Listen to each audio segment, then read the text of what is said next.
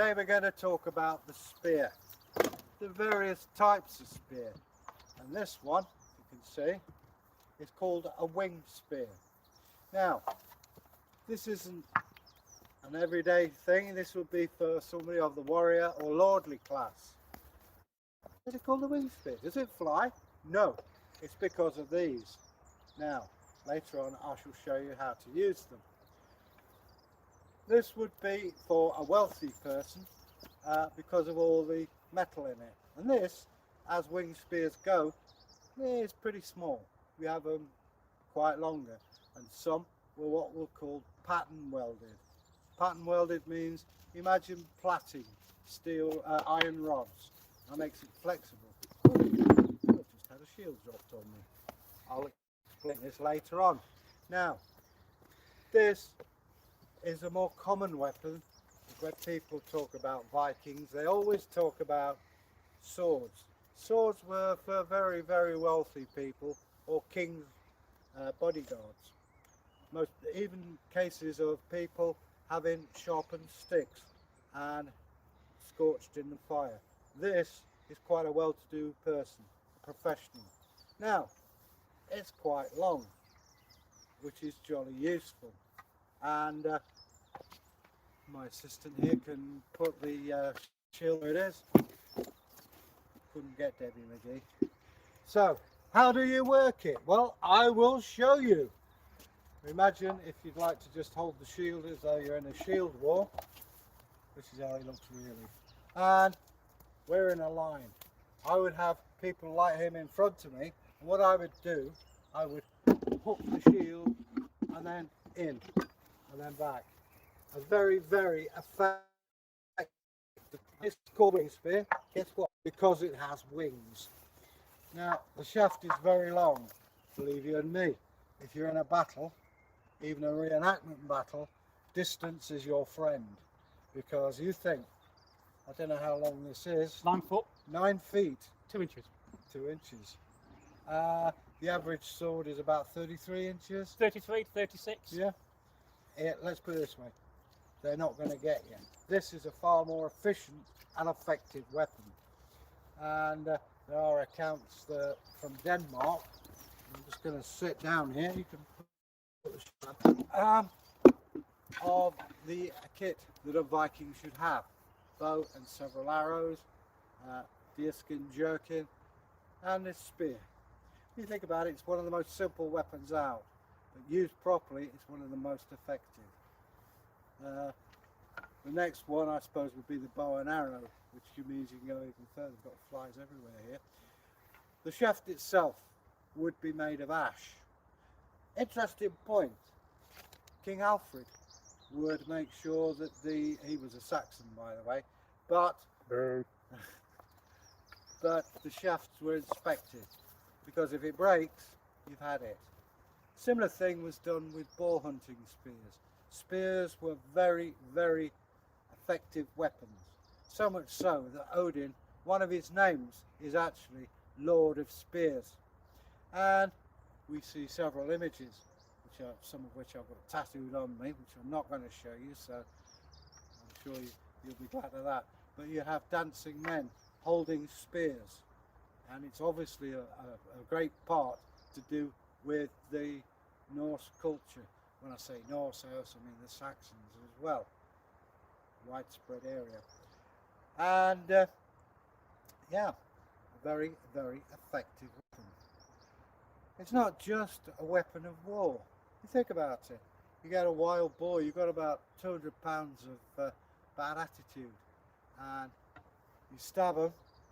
If you stab a wild boar, it'll run up the shaft. They are pork with attitude. And you have special boar hunting spears. There are different types of spears. You get javelins, which obviously are for throwing. You know this, A, it probably won't reach, and B, when you've thrown that, what do you got? Nothing. You're just a nice target. We've got some weird flies hanging around here. Seem to be very attracted to me. It's called nature. Yeah, well. So anyway, if you're a reenactor and you see these, you got big trouble. It's a very, very effective weapon. and you get a shield with all of these. There would be more experienced people. Many a time on the battlefield, I remember, oh, I'm showing my age now, when I fought at York, I used to go down the line using the shield wall to protect me, so I didn't have to carry this around.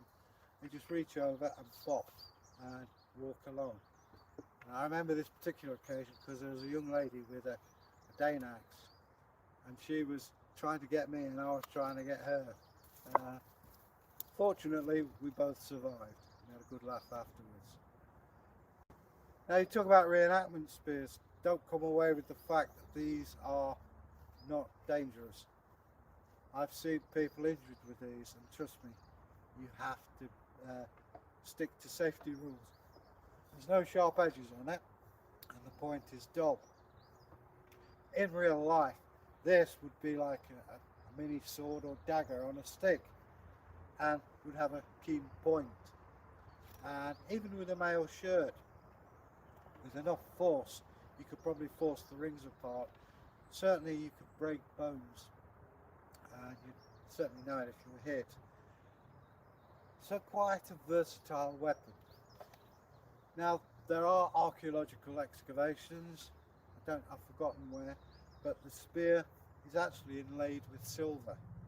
That's how precious these were looked on. You find these spear heads in graves. Obviously the wooden shaft has rotted away. But it is the principal weapon of the warrior. Very, very useful thing to have.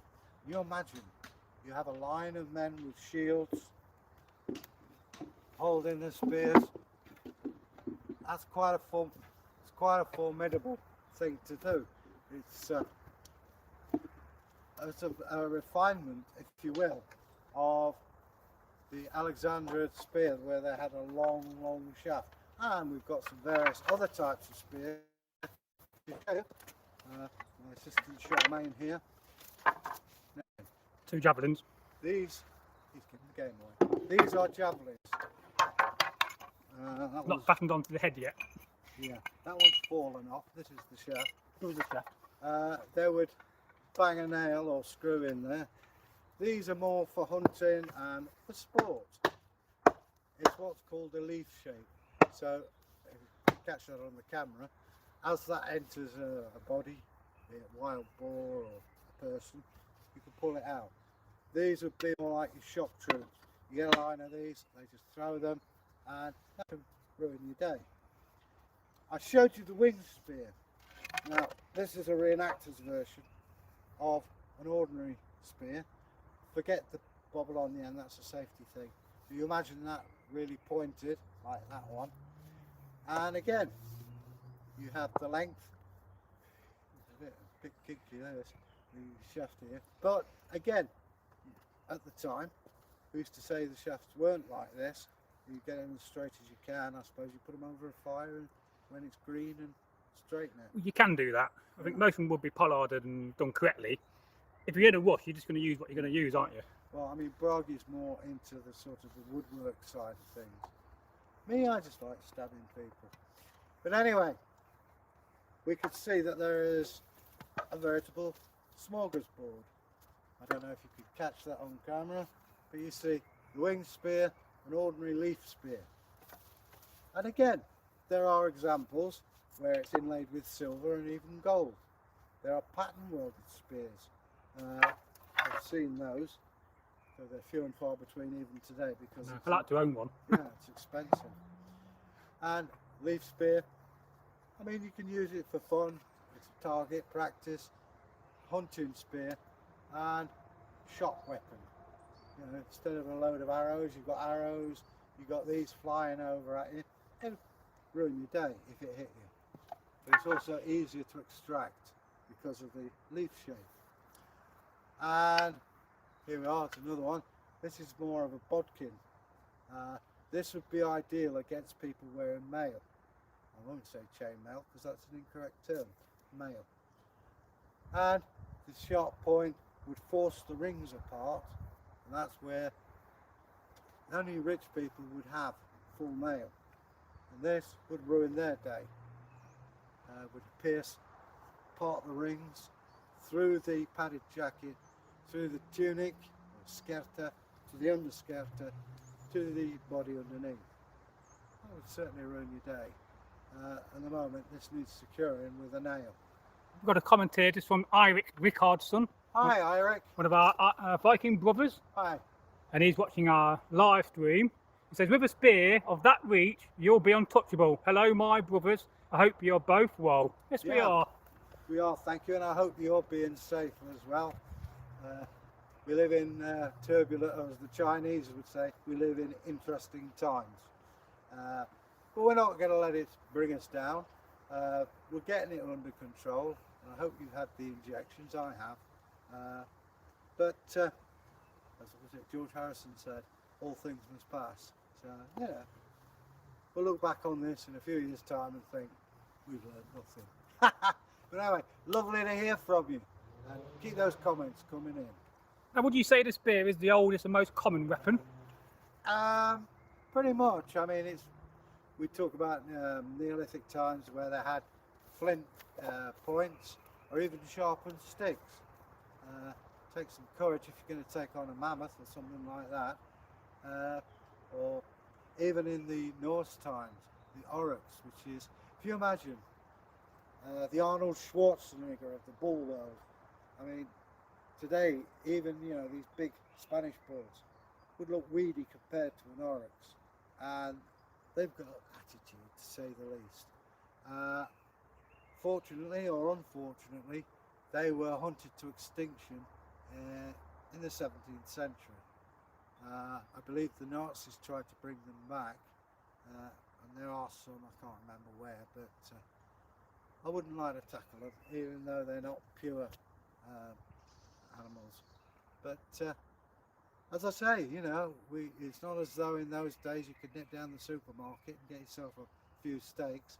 If you wanted to eat, you had to do this. So hunting skills were perfected. But spears are very old. I mean, as far as I know, they precede the bow and arrow, which must have been revolutionary. And you think, even with an iron tip, you're facing a mammoth, that's an elephant on steroids. Everything seemed to be big in the time of the cavemen, the Neolithic, and everything seemed to have an attitude wanting to kill you. But if you wanted to eat, that's the sort of thing you had to do. But obviously they must have been successful, otherwise we wouldn't be here today. Hunting techniques also govern the weapons you use, from throwing stones at things, to jabbing them with sharpened sticks, to spears, to bow and arrows, right the way up to today. And fighting techniques. No one ever seems to think of warfare in the Neolithic times. There is a site, and I forget where there was effectively the first ever battle. There were arrow points found, flint ones, and oh, thank you. Here's your cocktail.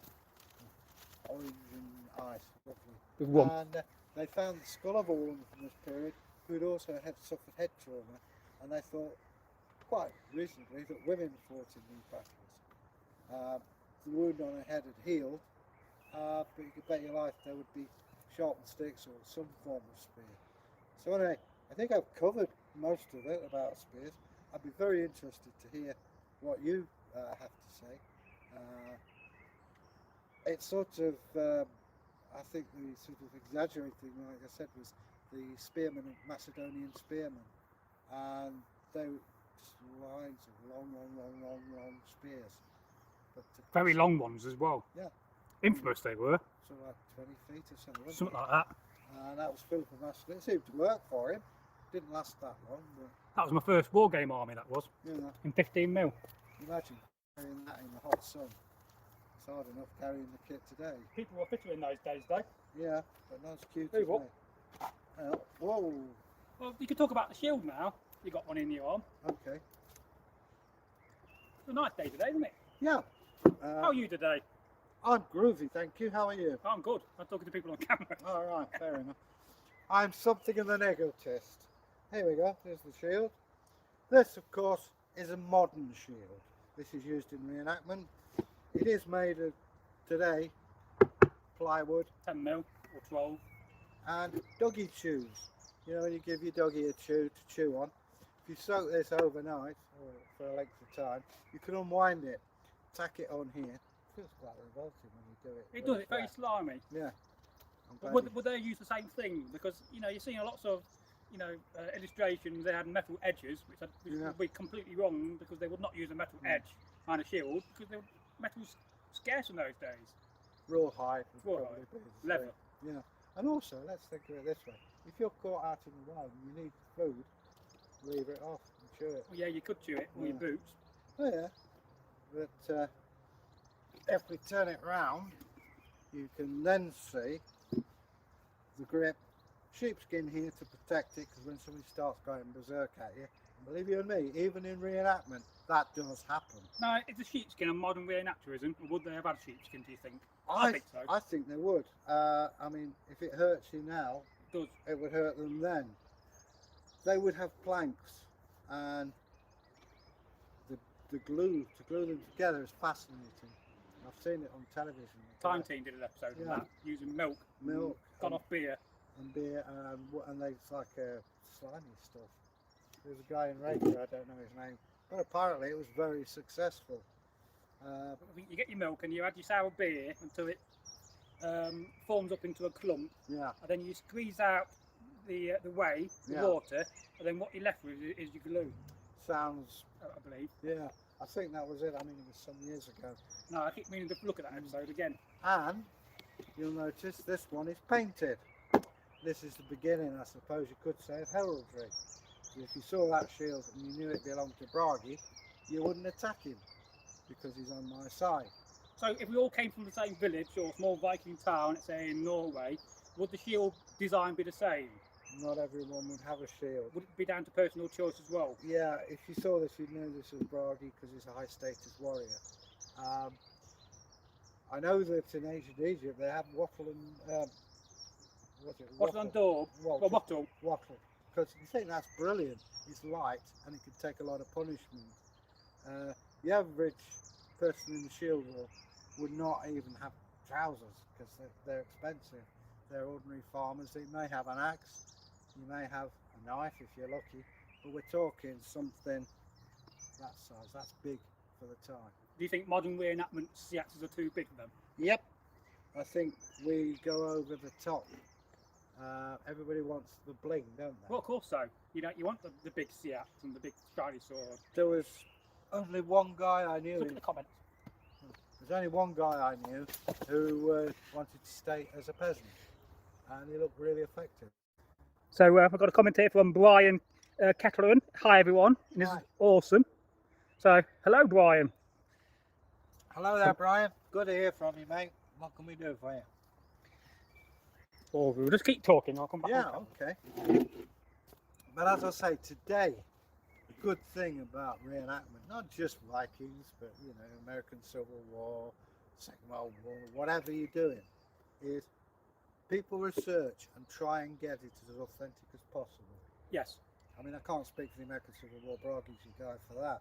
Well, you get two sorts of reenactors in the Civil War. You get what you call your Farbies, which will camp in a modern tent or camp in an authentic tent but have all modern stuff inside.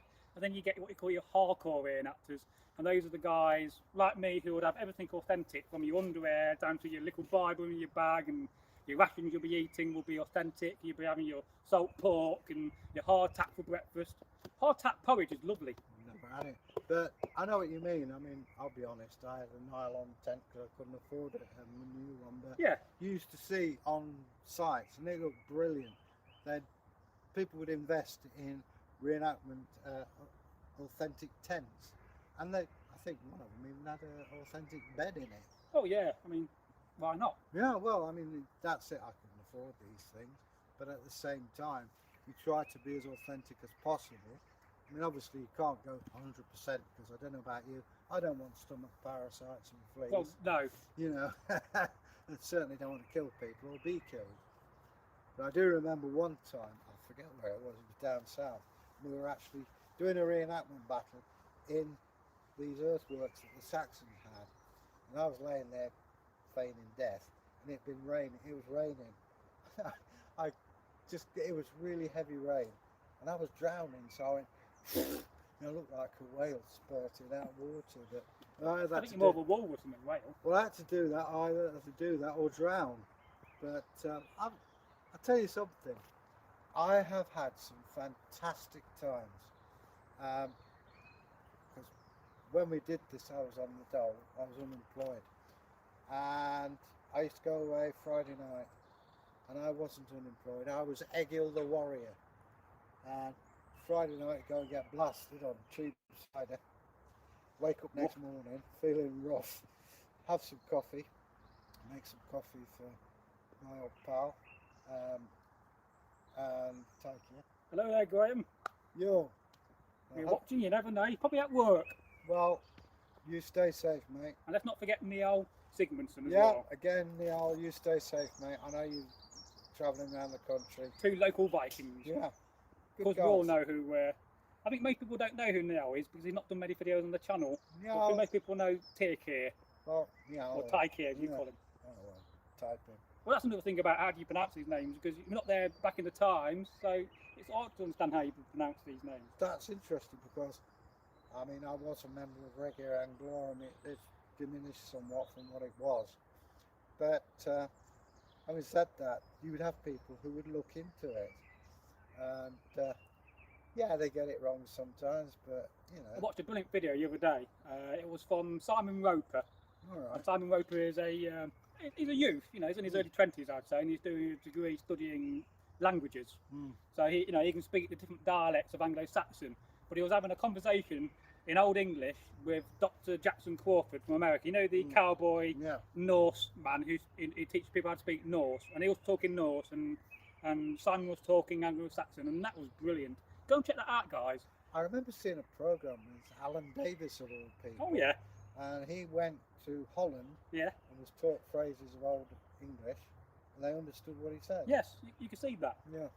I mean, certain words we can think. It's like where we are today's Derby. In the Norse times, it was Derby. I don't know whether I'm probably pronouncing it wrong, but that's how we were told it.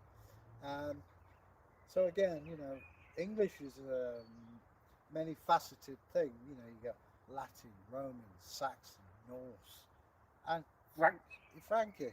It's dynamic because I remember there's an advert on television talking about washing powder.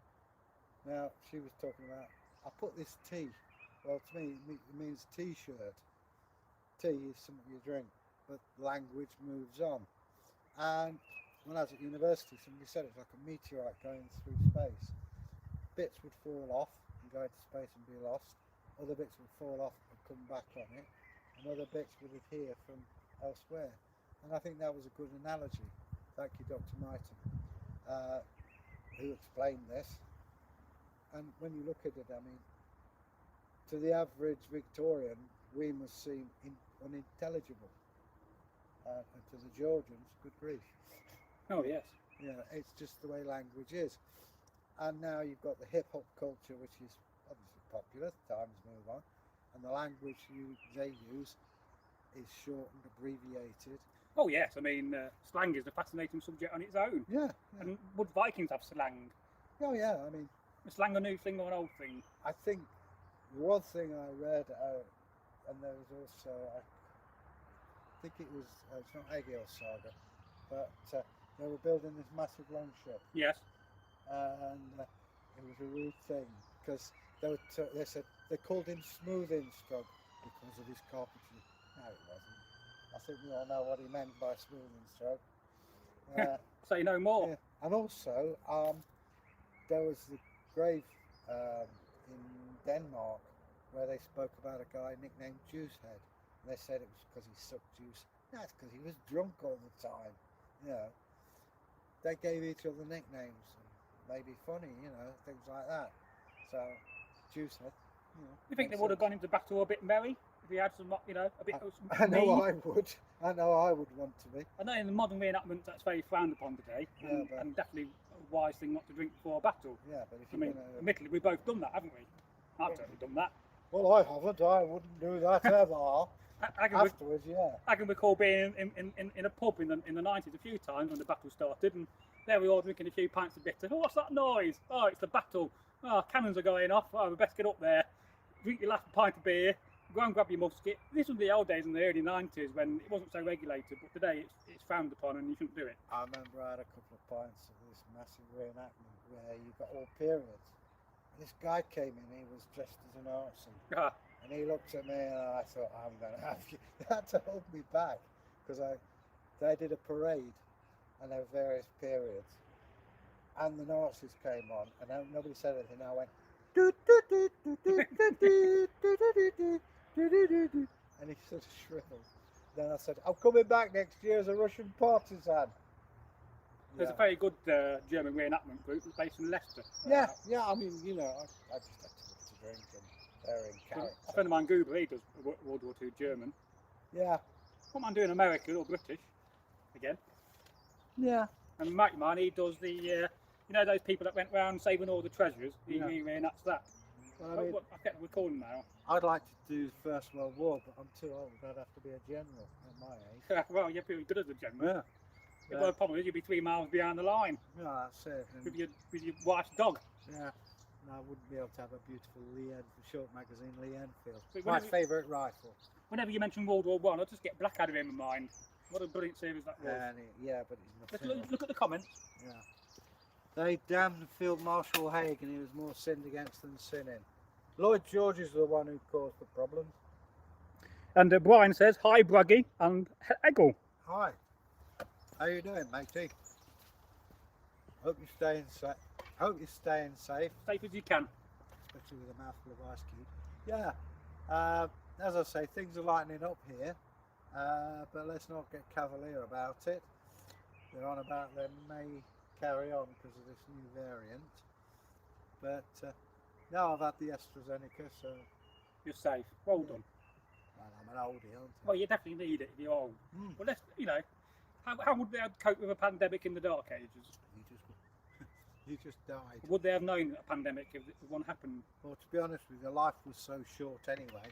I mean, Egil Skallagrimsson was the exception. He lived till he was 90, but he was blind and he also had Paget's disease. That was an excess of bone in his head. It's rumoured that Snorri Sturluson, his descendant, found his skull and shows how much he liked his relative. He put the skull on a gatepost and hit it with an axe. Didn't smash it, it just went white. But, I mean, you didn't live very long anyway. 30 was old. So we'd be probably old in those days. We would be, and I would be. I'd be decrepit. I mean, I'm in my 40s, and I'll be very old. I'm in my 60s. Don't be fooled by my apple cheek. Do you think you know? You said earlier, Eggle the warrior, and you now Eggle the YouTube rising star. Do you think you could be the most famous Eggle on YouTube? Well, I'm hoping so. And TikTok, don't forget TikTok. Oh, TikTok. But I wouldn't mind it. But let us know. Hey, that's. Do you want to be famous? Well, I'm what I call semi-famous. If you go around I'm Derby. infamous. Well, if I go around Derby, it's amazing that people say hello. And I have a memory like a sieve. Yeah. If you ever do meet me, don't be upset. I remember faces, but names I'm hopeless at. Isn't that right, Steve? Yes, Dave. I can remember faces, but I can never remember names. What's the secret to comedy? Timing. Timing. Yeah. But no, I mean, I enjoy reenactments. My main period, obviously, is the Viking, but I love the First World War, which is, as I say, my other hobby is medal collecting. Well, I did put a poll out a few months back about alternative history content, and basically the approval was yes. So if you wanted to sit and talk about World War I or something in World War II, and we could have it as a extra historical video on a Sunday, alternative history day, then that's something we're going to do in the future, I think. Well, to me, I collect medals. It's not, yes, you have to pay a lot for them. Well, you do. But it's the history. We're talking about people's lives. And yeah, everybody wants VCs and all this lot. You know, there's a thing in England called the Defence Medal. People say, oh yeah, Home Guard and all that. Well, my Uncle Les was a fireman in the London Blitz, and that's what medal he got. Each medal tells us a story, and we owe it to those people to tell their story. Obviously, we're not going to stop wars, but they deserve recognition. People went through hell for these, and they deserve a voice. I watched a very good film the other day. It was on Amazon, you could say, and it was called The Last Post. It was I know it, yeah. It was about this base in Afghanistan. Oh, right. And the unit that defended this base from the Taliban is one of the most highest decorated units in the that war. And there was 2 living Medal of Honours in that unit. Oh, yeah. And it was a really good movie. I often watch the film I start watching the film and I get very bored very easily, but I watched that film all the way through, so you know it's a good film. Well, this is it. I mean, these medals tell a story. It amazes me with medals how we justify failure, because war is failure. There's no other way about it. And I'd love to have a museum with this is the result of failure. How we justify our wrong actions, because war is wrong. I'm not a peace-loving hippie. Well, it just demonstrates how uncivilized we are as a nation and a planet, that we're still warring. I mean, I was in the Territorial Army. I was proud of it and still am. And I trained for war and to kill people. They give you a rifle. The rifle isn't to take pot shots at targets, it's to kill people. And one thing, I think everybody should fire a high-powered rifle at least once. Because when you fire it and you feel that kick, you know exactly what it's for. There has been a trending video on YouTube very recently of I think he called Kentucky Ballistics, and he was firing a 50 caliber rifle, but it exploded, right? And basically had a massive cut on his neck, and he was very close to dying, and he talked about it. That was a fascinating video, and it showed you in slow motion how it exploded on him. Yeah. It's a very strange rifle because it had a screw back where you screw it on, and I think that's to me that's very, very dodgy in my mind. Probably because a screw thread can only hold so much pressure, and basically the thing blew off and the rifle exploded on him, and it was very lucky. I mean, it was that close to dying. I urge you guys to go and watch that video. What I find amazing is there's millions of views on it. Talking of 50 cal, there was a British soldier who, with the sniper's rifle, 50 cal, killed 3 people about a mile away. I mean, that's good shooting. I mean, a 50 cal bullet would be about the size of that finger, and you know, it's crazy. And one of the weird things about warfare is the advances in things like medicine, you know, plastic surgery from the Second World War. Well, it started in the Civil War.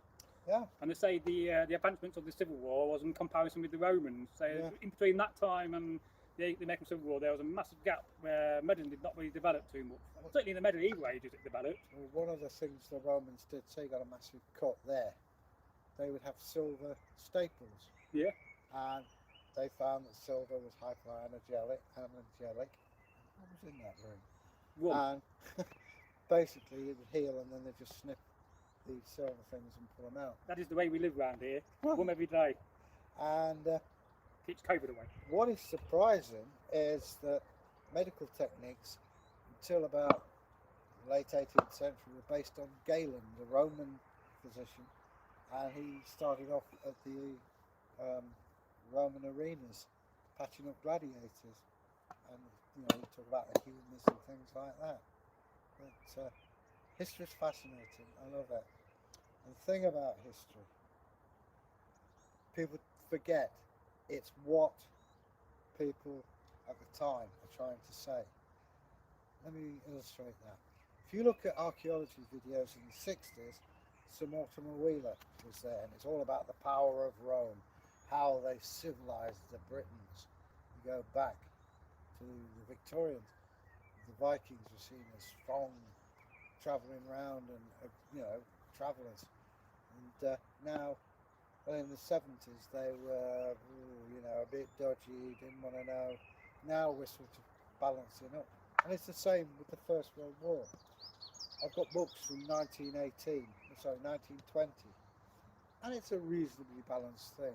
Then you look in the 60s and you have what can only politely be described as left-wing ideology, and it was fashionable to bash the generals. Oh, they were murderers, blah, blah, blah.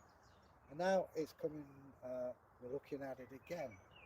I'm reading a book by Terrain about Field Marshal Haig, who I've always said is more sinned against than sinning. His problem is he didn't speak up for himself. and just did his best. And it's a war where people just got slaughtered. Tactics hadn't caught up with the machinery. I mean, most casualties were artillery, but you imagine a 303 rifle or a Mauser, tremendous range of hitting power. I've got bits of shrapnel at home which are huge, bits of shell flying around, and then you've got gas. I've got the exploder device, the German gas shell. It's quite safe. And I've got shells which have got shrapnel in them when they've exploded. And this is thick steel, and this is whizzing around. So no wonder people went mad. It's the craziest thing we've ever done. We glorify it, and it was sort of, it's weird, isn't it? Oh yeah, they say that the measure of humanity's intelligence is how quickly we can kill each other. And we can do it very quickly now, with the press of a button. Yeah, exactly. Crazy times. Well, I remember when I was in the TA, that was 1980. So just explain what the TA is for anybody that's not English. It's the Territorial Army. In America it'd be like National the Guard. National Guard. And our time in a battle, this is 1980, we were reckoned 10 minutes. And you think after 10 minutes, you're living on borrowed time. And I could see what they mean. My Civil War regiment are now in the National Guard in New York. And I always find it amazing fact that if you go to Brooklyn to the army, you'll find a National Guardsman on guard. They've been out there ever since the 1870s when they got made a National Guard. Well, as I say, with the Territorial Army, we had to, the regular army goes in, fights, then the Territorial Army comes up. A number of my pals who are in it have been to Afghanistan, Iraq, even Northern Ireland at one point, and various other areas of conflict. And it's sort of a stopgap. You imagine the war, regulars, TAs going like the First War, and then you start recruiting from civilians. Now, talking about more of a recent news story, we don't often do politics or news stories on this channel. What are your thoughts about how they've been prosecuting some of these soldiers because of Northern Ireland? It's a very complicated subject, isn't it? It is a very complex subject. The soldiers are doing what they are told, what they are ordered. Now, I don't want to offend our Irish friends, but at the same time, when you're given an order in the army, you follow it through.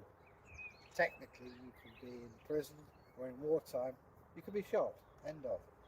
Now, I know that sounds like the excuse the Nazis gave. Now, one man's patriot is another man's rebel. And I was on the side of Her Majesty's Armed Forces, and if I'm told to shoot that person, that's what you've got to do. It's a horrible thing to admit. I make no apologies for it, and I hope those guys, they did their bit, and they were targets on both sides. It was a lose-lose situation. I know I got re-enactment friends who served in Northern Ireland, and when you're sitting around the campfire 1 in the morning and they tell you some of these horrifying stories, which I couldn't really repeat on camera, it really does open your eyes up to what they went through. But you've got to think about both sides, and it's daft really. Well, Let's just learn as a humanity not to war each other. When it's in Ireland, I was told the Catholics, you knew you're all right because they hated you. But you go to the Protestant, they could never accept a cup of tea because the sugar would have glass in it. And that's the kind of thing, it's like if a bomb went off, they'd let the dogs out so that the remains of soldiers would get eaten by the dogs. And that's just the tip of the iceberg. And, I'm not here to argue whether we should be there or shouldn't be there. The fact is we were there. I've been to Southern Ireland and it's an amazing place. The people are wonderful. Oh yes, definitely. I had a great time there. There's a really good movie called, it's about, what's it called? It's going around Ireland with a fridge, something like that. It's about this guy who was given the challenge or a bet that he couldn't carry a fridge and hitchhike all the way to Ireland. It's a really, really good movie. I can't remember the name of the guy who did it. It'll come back to me. I loved going to Southern Ireland. It's like I wanted an ice cream, so I had to go to the blacksmith shop. And there was a supermarket and a pub. And what they'd done is they smashed a hole, literally smashed a hole through to the pub. And this lass was going around with a shopping and a pint of Guinness. They are extremely civilised. One thing, never ask for chips in Ireland. And they do a wonderful thing. It's a ball of mashed potato. Oh. They drop it in hot fat. Never had that. And it's a lovely hard case, creamy mashed potato. And the fish are splendido. I was on TikTok the other day and I saw this 1 minute video of, I don't know whether it was a real bank robbery in Ireland or like one of these people that, you know, they set up for to film it. But basically these guys came out of this bank in balaclavas and they escaped on a tractor. Yeah. Let's look at the comments. Ireland's a lovely place and the people there are fantastic. I was lucky enough to go to Closmacnoise, which is a big town. Rob Napier, it's a Tony Hawk round Ireland with a fridge. All right, Rob, how you doing, pal? And we've got a comment here from Phoebe Graveyard. Hello from Nova Scotia, boys. Whoa, hi. Rob Napier says, and hello, folks. Yeah. Now, Rob says, I would normally use my laptop, but it's not, I can't get signal. But when the guys at the range, let's go with the rifles, and the noise is shocking when sustained, and I ain't military trained. I know what he means, actually. I mean, we were issued with ear defenders. The SLR 762, it's a self-loading rifle, it's out of date now. When you were on the range in Lichfield, they had corrugated booth. Yeah. By God, I can imagine. Your ears would crack. You must go through some rounds each year. Well, when just after the Falklands War, we went through 100,000 rounds in a weekend, and there was a valley, and it was like fog. And the thing was, my clothes were covered in the smell of the RDX, Research Development Explosive, cordite, and you get high on it, you really do. I mean, I want you to go out and let's get some. yeah. No, trust me. You carry it comes in like an orange box. You drop it, and it falls open. That's because the Samwana in the Zulu War, they had to unscrew the tops, and that's how they got. I think that's an interesting point. The smell of warfare. Oh, I guess you. I mean, certainly in the black powder times, you can definitely smell the black powder and the sulphur in the air. But what would have been the smell in the Dark Ages? Would it just been stinky people because they don't wash very often? Blood. Just blood smell. Yeah, copper. I mean, you imagine you get into a frenzy, you're scared, no matter who you are, and you're wearing a male shirt, and you're covered in blood. It could be yours, it could be other people, but you're psyched up. You know, I mean, they're busy shouting abuse at each other. I mean, you can understand why people go berserk because of the energy from a battle. Well, also, they allegedly, I don't know whether this is true, they had mushrooms at Well, certain times. allegedly. They had something to hype them up. I think Roland did that. Was it Roland from Reggie and Glory in that TV series? Interesting thing. Roland, I saw him in the medieval crew. He was on telly. Yeah. I think it was a catapult they were using. So explain who he is. Roland is a splendid guy if you watch him. What's his last name? I've forgotten, but he's got curly hair. He was quite high up in Regia. And unfortunately, the boss, Kim Siddon, died. Really nice guy. A beautiful accent. I love the Bristol accent. And can you do a Bristol accent? no. A friend of mine, she's from Bristol. Lovely lady. If you're watching Mel, but they've got like a burr on certain voices, and I just love it. I find it really sexy. But this guy Roland was so skilled. He made this ring I'm wearing out of business cards and such. He used to make the most beautiful jewellery. He made a gaming pack, and it was where you had 6 dice. It was actually banned at one point in the Viking Age because people lost so much. What? In reenactment, you mean? No, in reality. Oh, reality. Yeah, people are losing estates over it. Makes you think, how old is gambling? Gambling goes way, way back. I bet you the caveman would bet on how quick that spider would get down the wall or whatever. Well, you've got to do something in the border that night, I suppose. I think they found other ways, that's why we're here. But, you know, that's an interesting thing, you know, when you look not just at the warfare, but the pastimes. How would you personally pass the time? You know, you're reasonably well off, you're eating okay, your lands are secure, your family's okay, what do you do? Well, I don't think you had time to sit around in those days like we do. We always got things to repair, or jobs to do, or your borders to repair, and fields to sow. But the more important thing is, women are always busy. They're spinning, they're telling tales, they're cooking. they're doing a lot of things that we tend to forget about. And we all think that Viking women were shrinking violets. They were not. They ran the house, and they would have 3 keys: key to the house, key to the food, and the key to the money. So there was a box with food, wasn't there? Oh, they'd Or have cupboard. like a chest. You know, the chest you got off Tokyo. Yeah. Imagine that with the foodstuffs in. The king himself came and she said, he's not coming in. That was it. There'd be no food left if the king came. And also, he was misbehaved, male, children, or whatever. If you misbehave, you get a ladle around your head. They're responsible for medicine, the history of the family, and they would teach the girls how to deal with men. You know, they were also known as peace weavers. You get 2 blokes, had a bit too much to drink, too much testosterone, and she'd just go, oi, calm down, you two. And they're partying. And hopefully. Well, look at the part women played in the old thing, you know. Well, would you say that Viking society was sexist? I wouldn't. it was different. It's difficult to compare that society to ours, isn't it? Yeah, well, We don't live in it. A woman could represent herself so long as it was no more than 2 ounces silver. If you're a widow, people would chase after you because you could run a farm, and also if you got red hair. Red hair was looked on as something special. People today, and they shouldn't do this, mock people with red hair. I think red hair looks great. Oh yeah, I think it's stunning on a lady. And let's not forget, Thor himself was red hair, and I wouldn't take the Michael out of him. One of my favourite channels recently I've been watching is a guy called Alex Belfield. Hello Mush. And he's a ginger man from Nottingham, and he's been treated terribly by the BBC, and they've actually hounded him, and the police have been onto him, and he's been raided illegally and everything. It's all on camera, and it's about to come out as a really massive scandal, I think. The BBC have been appalling recently. Was it because he's red-headed? No, because he's one of the people that speak out about the BBC, and he's a whistleblower. Alright. And you know, they've tried to touch him up with everything, and people just created lies about him.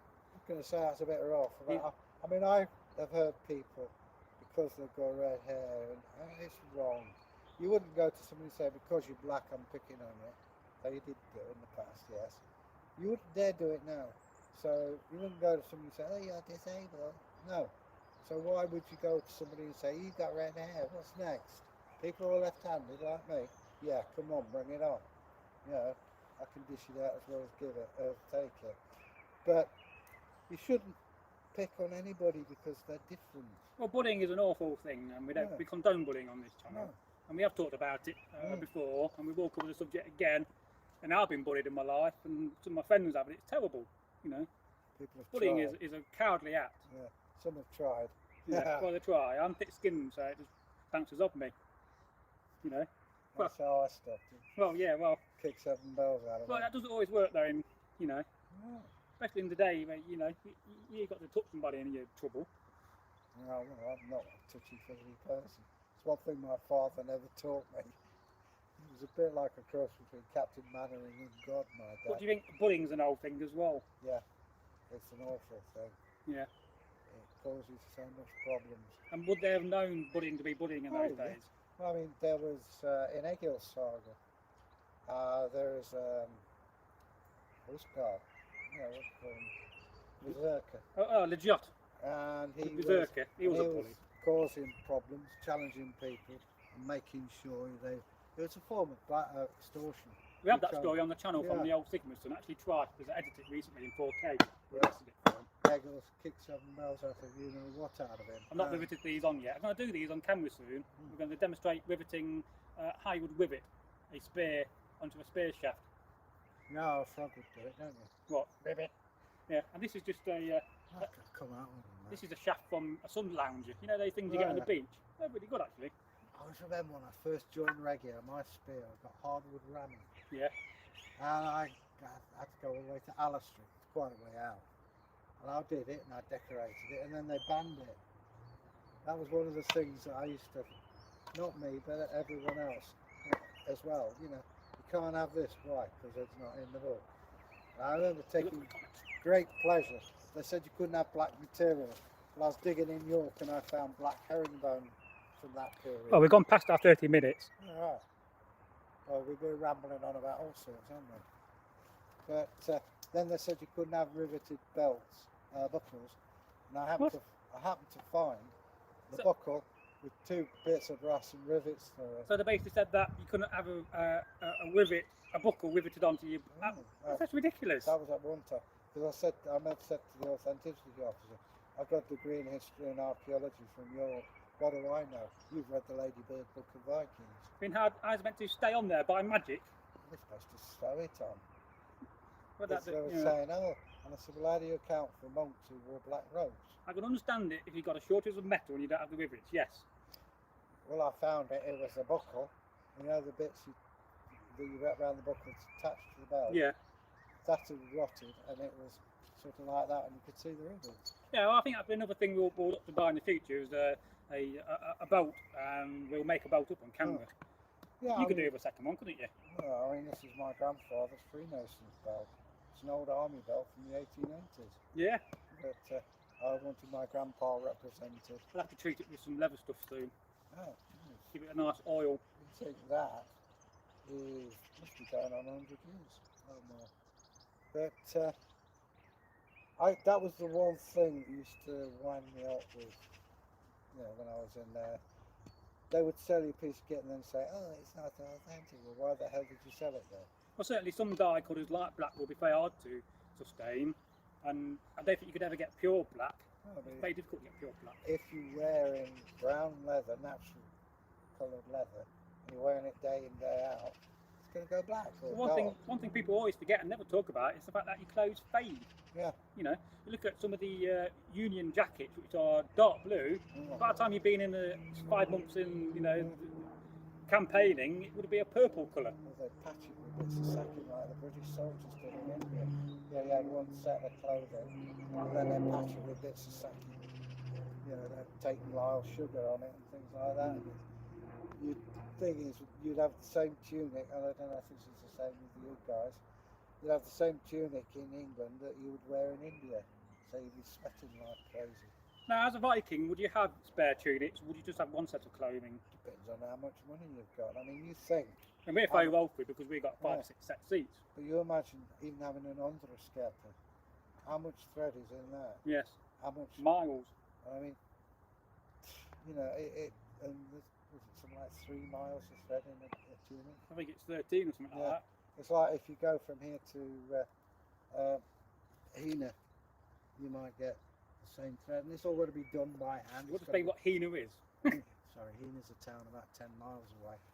I mean, people might think it's a god. People in Hena may well think that. I was right near where I went to school. It's got a nice Mormon church. Ah, yes. We'll have to go round and film some churches. I never did hear from the local church when I sent them a message. There's reasons why, which I'm not going into on camera. Okay, so, Any questions we can talk about before we do finish? Or we can carry on live streaming all day if you like. Any questions? I'm going to have a look. I can't get a signal on my tablet. Oh dear. We've got 2 people watching and 9 likes. That's wonderful. That's fantastic. Hi. So I've got a comment here. It's from Phoebe Graveyard. Hi, Phoebe. It is my understanding that although Viking society was sexist, it was less than Anglo-Saxon society.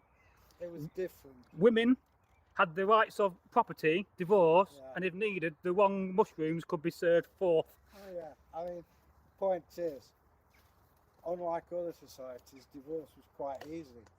There were a number of ways. You could say Bragi wants your wife wants to get rid of her. Put on her frock, go to the market and go, I divorce thee, I divorce thee, I divorce thee. The funds are split between them. Any children there, the lady of the house looks after them, he pays for them. And there's no stigma attached. But in other ways, the big thing they go on about is, oh, women didn't fight. Of course they did. Where do you I can't pull my sleeve up enough, but there's that famous Valkyrie. Well, where did the idea of the Valkyries come from in the first place, Oh, Queen Athelflaed, although she was a Saxon, she beat the 7 bells out of Viking. And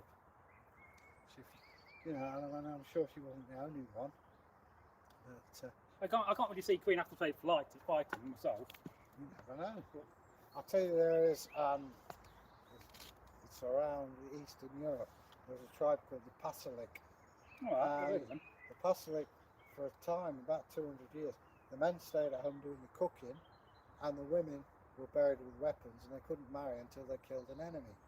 Now, in the land they were buried in, permafrost, the bodies were perfectly preserved along with the clothing. And there was, Wow. we think she was a priestess, and there they all had a stag tattooed, and she had a headdress about a metre long. Wow. She had a silk blouse made from rough silk, and she had Luxury. felt breeches. Not even us. We don't even own silk. She must have been about 30, but she was dressed in felt boots as well. But this is maybe where the idea of the Amazons came from. The women were buried with weapon sets, the men were buried with cooking pots. But it was apparently about 200 years it lasted. But they actually went to the body and went like that on it, and it was like that. Yeah, well, you can understand that, yeah. Being frozen. Another interesting point, they dug up a frozen body, the same thing, in China. It was a Celtic white guy with a big moustache and a plaid tunic. Yeah, well, you have all these white bodies they found in America from skeletons, which shouldn't really be there. And then there's a story about this Viking longship, which is meant to be in the desert somewhere, like in Nevada. Or I can't quite remember. You go on YouTube and type in Viking longship in America.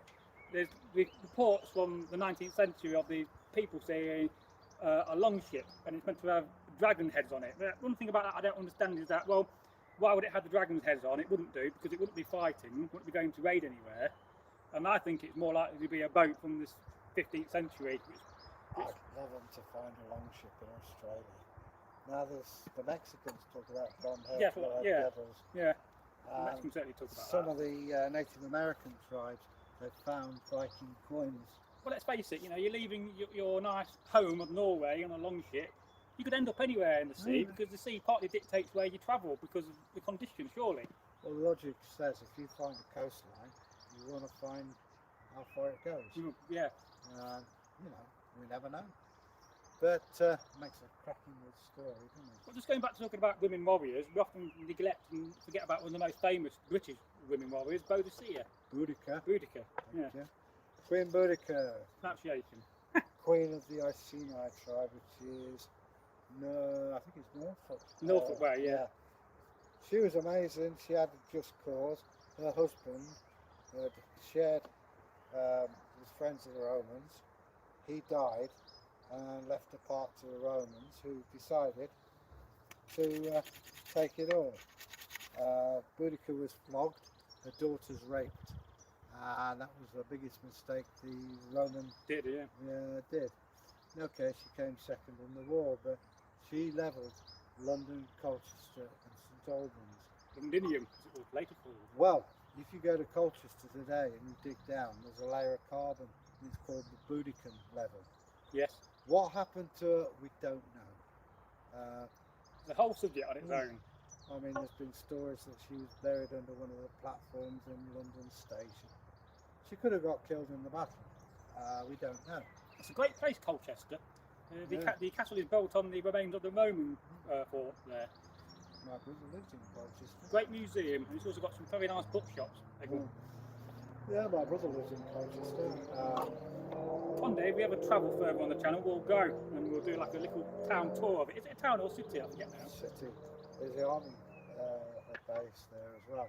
Oh yes, famous one. And tell you another city worth visiting, and that's Canterbury. Yeah, I don't think I've been there for a long time. My grandpa, next to the cathedral, there's St John's Lodge, where my grandpa was preceptor of the treasures there. He'd been dead since about 63, and I mentioned it to these old ladies who giggled, and I thought, yeah, you remember my grandpa, hot as a $2 pistol he was. But there's a beautiful ice cream shop there just across, and a late friend of mine, Perry Prynne, lived there, and I had a holiday there, and it was great. Perry was descending from Urban the Great. Oh right. It was a lively chap, to say the least. And if you look in the 17th century, Bishop Prynne had his ears cropped and his tongue pierced, and the woodcut is a dead copy of my late mate. And I stayed with him because it was great. We were sitting on the butter market eating ice cream. I was looking at the ladies and he was looking at the lads. It swung both ways. But he was one of the best swordsmiths I've ever known. And he was one of the rare things. He was 5th dan in karate. He was a Shaolin priest. He studied in Australia because he was mixed race. He was Manx and something else. And he made the news because he used to go around in his bell-bottom jeans, flip-flops and no shirt. And these 3 guys attacked him. He put all 3 of them in hospital. I speak or egg, remember? And my voice is going. Give a drink. I'm all right, thanks. What goes in's got to come out, you know what I'm saying? And he put him in hospital. He was taken to court and he actually trained one of them to black belt in karate. And I miss him greatly. But an amazing guy. I've met some weird people, but they've been really good people. Weird people are often the best people. Yeah. I'm definitely strange. Oh. People are strange when they're strangers. Well, Face I is mean, not ugly. Anyway. they've had people I've known have been quite fun guys. I mean, Roy, what a guy. Well, we don't know who he is. No. But changing subject, as we are Vikings, we're meant to be talking about Vikings, let's talk about Viking toiletry, because we often don't talk about how they went to the toilet in those days. I mean, did they have a pit or outbuilding for it? Viking lavatories are one of the most interesting things you can find. Oh, let's listen to Now, this then. I was lucky when I was at York to be taught stuff by the legendary Dr. Bone Jones. He is an amazing guy. He runs the education thing next to York York. Archaeological Trust. Well, it's the York Experience next Right. to York. And his speciality was poo. Now, don't poo, because we can learn so much. You're getting very scatty now. Now, and he taught me a lot about plants and what you eat. Certain things don't get digested. Tomato skins are today's favourite. Sweet corn. Sweet corn. And what we would find are coprolites. That's poo. And it's not long and smelly. It was like little balls of cement.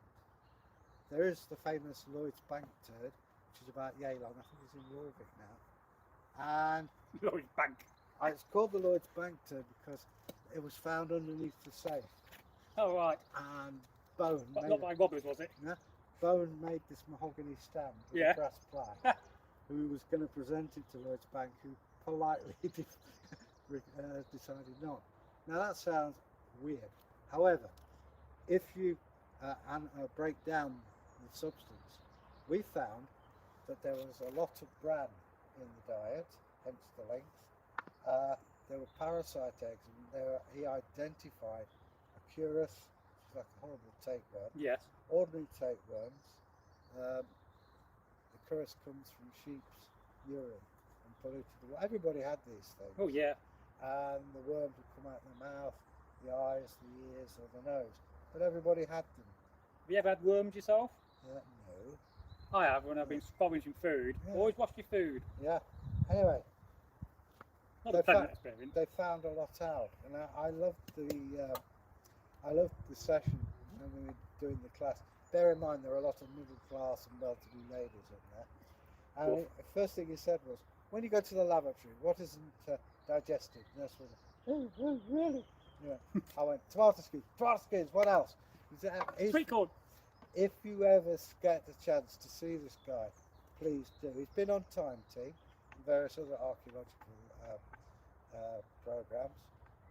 And he is an amazing guy. And if you're watching, thanks, Bone. You made archaeology such fun. And you wouldn't think it, but he taught me so much. What would today's poo teach us? I think it's mostly recycled. It's recycled, but we're not, missing something out for our imagine people. if you're out in the wild and you do the Rotusi, and eventually it would break down. The way when you find the coprolite, it's like concrete. What you do is put it in a bottle, you pour acid on it, and you screw the top. You wait and you unscrew it and smell it. If it stinks to high heaven, it's human. One interesting thing we found with this, I love poo by the way. You find things like cherry stones because you ate the whole thing. Apples were about yay big. I mean, today you get an apple, you leave the core, but in those days I would have ate all that. I eat all of them. No, I don't. Oh, I do. It's a way of eating it that you don't notice it. Anyway, by the by. And we found things like cherry stones have got teeth marks and mice on it. And Pruners. all these things you could find animals have got at. Dog have chewed at it. And you think, eh. Well, everybody was hungry in those days. Unless you were very well to do. I just planted some Australian black cherry. What we did find interesting was we did an excavation and we'd found a bone pit and there was a badger skull that somebody had to go at eating. So it shows you how, because you imagine what you eat today, times that by 3 and you'd still be as thin as a rake because it's one for the worm, one for you, one for the worm. And when you go to the laboratory, your tapeworm actually does pass with your fecal matter. And I saw we had a slideshow, it sounds weird, and there was this poor Indian boy and he had a prolapse rectum. Oh dear. There was literally the size of that. Yeah. It's silver and they were worms. And what apparently they used to, I don't know if they still do, they feed them raw sugar and it makes them project. Now, prolapse rectum, they have to just push it back in. And this happened quite a lot in the Viking times as well. And we forget, we have a great health service. Oh, we do? Yeah. But I mean, if you go to Jorvik, there's a false kneecap. It's like an oval, like yay big, copper, slits either side and we put round. There's also a leather... What age did that date from then? 9th, 10th century. Really? And also there's a face mask with just holes. And can you imagine what the state of the person was who was wearing it? And you know, there's a foot bone with a bone growth like the size of a golf ball on it. And we forget about this sort of thing because there's cosmetic surgery, we have medicines. You know, it's very rare that people have worms. Fleas, another thing. Yeah. If you go re-enacting, you most likely catch a flea or get worms if you're foraging for your food and you don't wash it. I actually caught burrowing mice once. Yeah? What are they like then? Horrible. Little pink crab-like things, Yeah. that size of a head, and they burrow into your flesh. Yeah, can't imagine that. And I had to sweat them until it dissolved them. You know. Just be careful who you go with, because that's how I got it. And was sexual diseases around in the Dark Ages? Possibly, yeah. I mean, Would they have known about it though? they wouldn't have cared. I don't, well, if you got it, you got it. You're not going to get rid of it, are you, very easily? I don't know. I mean, better minds than mine would probably have evidence of this, but I mean, the thing was sexual things. You had your wife you loved, and you got your heirs from, you know, the descendants. Slave girls were there to be utilised for frustration and various other things. And if they died, Slave men? well, who knows? I mean, being gay isn't a modern thing. It goes right the way. Yes, well, it's one of those controversial subjects, but I was going to watch a video today about homosexuality in the Viking times. Not something I don't know a lot about, to be honest. What do you know? Yeah, I know that in the 18th century, Yes. men dressed as women could be hanged. Yeah? We've got quite a bit on this. Women going with women was not frowned on. Now, in the 18th century, there were places called molly houses, and men would change their names. So you'd be called, I don't know, Pewter Poll, Yeah. or Saucepan Susan, and you would have a ritual birthing. You'd dress as a woman, and you'd pull out things like bedpans, kettles, and that was, and you of course made sure that your name was fictitious, because if you were caught and it was a brutal way, you know, they'd round you up and they'd hang you. Couple of comments here. Just one Rob Napier. He says, "Okay, I'm leaving work later, guys." Woof. And Phoebe Graves Yard says, "Stay safe and healthy, lads." Cheers, same to you, babe.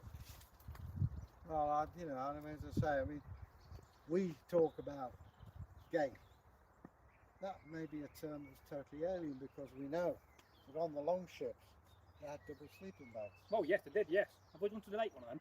And let's face it, I bet there was a monk or two with watery eyes when they went raiding.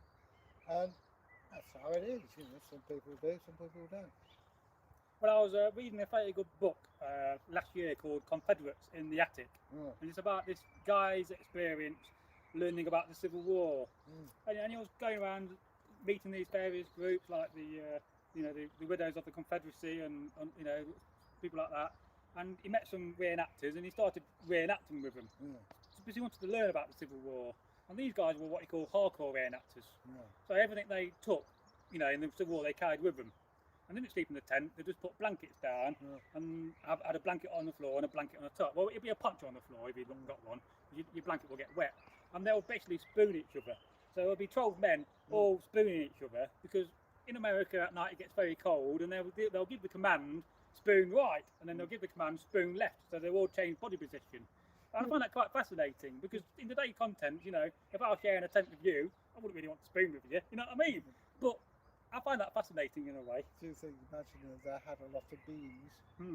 But the thing is, there's a carving of a thing called the Frank's casket. Yeah? Yes, wonderful, wonderful thing. If you look closely at a certain side, you will see a man raping another man. Really? Yeah. It's not obvious until you look, and it's obvious what they're doing. So, yeah, you know, who knows? Yeah. If anybody has any information on that sort of thing, we'd like to hear because, you know, we know that Richard the Lionheart was gay. Really? Oh yeah, I didn't know that. oh by gum, yeah, he slept with the King of France. He was also, I mean, it's just the way things are, you know, and if that's what lights your candle, go for it, you know. But it would be nice if we could hear from some of our gay friends out there. Oh yeah, I mean, You know. I've got some gay friends, wonderful people. I remember that guy in the bookshop. Oh yeah. What's his name? I can't remember. Nigel, was it? No, not Ian. Ian. He's a smashing guy. He was lovely, he was. There used to be a lovely bookshop in Derby called Deventio Bookshop. And he was a gay man, he used to work there. He used to try to chat me up, wind me up, and he'll be laughing in the background. He was a lovely man, he was. He used to write scripts for He Roger and Freddie. He wrote all the music for them, yes. Yeah. Got a big spider. Yeah. He was a great guy.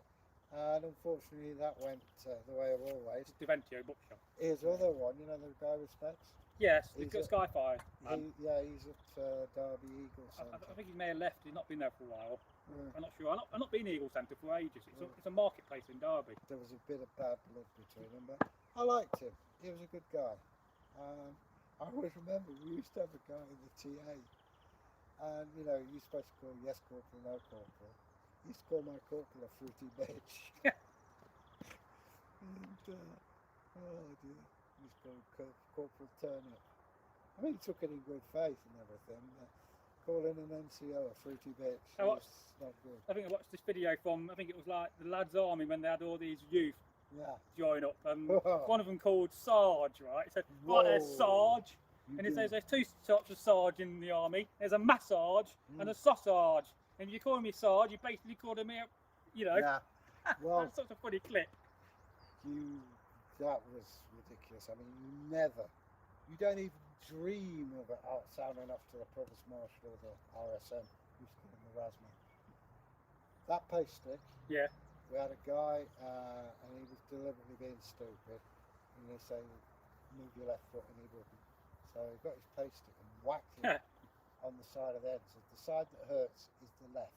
You know what? He never did it again. It's a bit like that scene out of the movie Glory, when they had that Irish sergeant. He was like basically a sergeant specialising in drill, a drill sergeant. Yeah. And of course, in those days, people didn't know left and right. We take it for granted that we know left and we know right.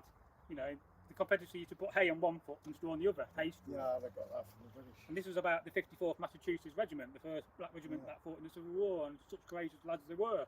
But you know, he was basically recruiting and teaching them march, and one of them getting his left foot right, so he smacked him on the back. This is your front, this is your back. Stamped him on his left foot, and of course, by the time he got to his right foot, he picked it up and thinking it stamped on. Great scene that, and a really good movie. As I say, Denzel Washington's in that, and is that the film where they're attacking the Confederate Fort, battleship? yeah. Yeah, brave lads. And then terribly, people, they got a monument to in America. It's all been graffitied over. You see, the thing I don't Disgusting. get is First War, Second War, the black guys, they proved they could fight in the Union. Yeah. And, you know, the the red tail. Oh yes, great movie that as well. And in the trenches. And yet still they've got this stupid idea, black men can't fight. You ask the South Wales borderers at Rorke's Drift whether black guys can fight, or the ones at Isonwana that didn't survive. Well, that was the massive mistake the Confederacy made. They should have freed the slaves, and then the slaves would have fought for them. Well, and then England would have backed the Confederacy. Because they didn't abandon slavery, that didn't happen. It's like in the post-war. I mean, we're talking First World War, Second World War. Yeah. And they're still the same. And you think, come on, man. Because that's how the Red Bull. And these guys were taking supplies, getting bombed and God knows what. You know, and courage to them. Oh, yeah. You know, I mean... Brave men. Yeah. And to get slagged off about it, that's wrong. I mean, it was like, I remember that, I can't remember his name, much to my shame. He was Eugene Ballard. He got the Croix de Guerre. He was an airman. And he fought the Germans and got several kills. And when America entered the war, you could apply to the USAF as it was then, and you get a commissioner rank and everything. He applied and was turned down. I don't think he got his Croix de Guerre till the 30s. And you think, come on. You know, let's put it this way, as one bloke told me, when you're on the street corners of Armagh and someone's trying to shoot you, you don't care what colour the person is who saves your life. And he's right. Yeah. Yeah. You know, you're together, that's how a regiment forms. You know. A lot of the guys who was in the film Glory carried on reenacting afterwards. Yeah. I remember I was in Gettysburg in 2001 for the 138th Battle Reenactment of Gettysburg. There was camp just above us. Yeah. We was all in dog tents on our own, and they all did medical corps. A lot of those guys were actually doctors and whatnot, and they looked after us really well. I mean, I had heat stroke, and those guys looked after me. So thank you for those guys looking after us, and such lovely people. I remember we had a black guy in our company, and he always drove a 3-tonner. You could always tell his van, his lorry, because he had a great big pink feather on. Oh, what a guy. Garnet. If you're out there, Garnet. I've not seen Bernard for a while. Yeah. Remember Bernard? Yeah. You're a lovely man he is. Garnet was Barbadian. Garnet was great fun. Perhaps we'll do a live stream from Barbados one day. What do you reckon to that? As long as I can be kept cool. Yeah, well, I'm not a hot weather some boy. shade. You don't do hot weather, do you? No. It was a bit hot last night. When you're short, fat, hairy. I didn't sleep at all last night. I got up at 3 o'clock this morning. Hence I've been texting her. I was watching the Grand Prix at 3 o'clock this morning, to be honest. What a great Grand Prix it was. Poor old Sebastian. I mean about Verstappen. Anyway, I got up and had breakfast about 8 o'clock, and I was walking around town. I should be walking around town tomorrow. So I want to get some of my medals back, hopefully. That's if they're open. They're promising that they are saved up. Who was the first people to issue medals? Ancient Egyptians. They had bangles for generals, and then the Romans had them for campaigns. They'd have other straps. It was a bit like horse straps. Yes. And you see that? There was actually a medal for Britain, believe it or not. Was there? You see the centurions, they had them all down here. You got medallions right up until about 1970s. Well, the 1870s. The first proper medal given to all ranks, and I have one. Yeah. It's the Waterloo Medal. Oh, wow. And that was issued by the Prince of Wales. So originally it was going to be copper, and he said no, they've all got to be silver. And I've got mine. And what happened with it is part of the name was erased, the regiment, and that's because you had to wear your medal after the Battle of Waterloo. People were quite willing to flog them on, and say your second lieutenant had got one, and it's on an iron ring about yay big, and that rusted through. They lost the medal, so they bought the medal and had it erased. At some point we'll go to some antique fair, but I want to buy the medals that my granddad had. Because when my granddad and my gran passed away, all the medals were split up in the family, and I think that's really wrong, really. Is that foresters? No, he was in Buma. He was in Oh, Buma. World War Two. World War Two. He was yeah, signalman. Yeah. You've seen his army records. If you tell me where he came from, I can tell you exactly what ones you can get. Yeah. Because it was in Burma. Yeah, Burma. It was in Burma. That's about 15 foot for a Burma star. Yeah.